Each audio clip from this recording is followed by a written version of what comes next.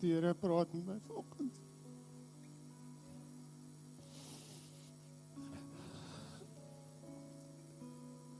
En hy wys vir my die man wat langs hom gehang het.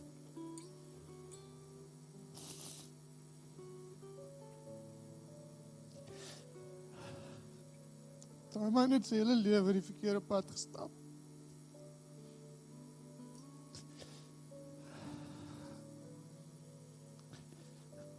Maar daai oomblik, toe hulle daar hang,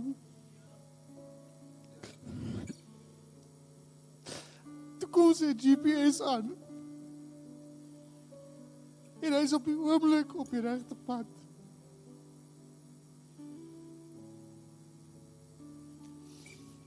Nou hy sy hele lewe geloop het waar hy nie moes gaan nie.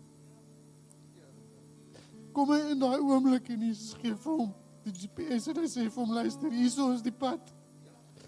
As jy dit nou vat, as jy net nou saam met my waar jy moes wees.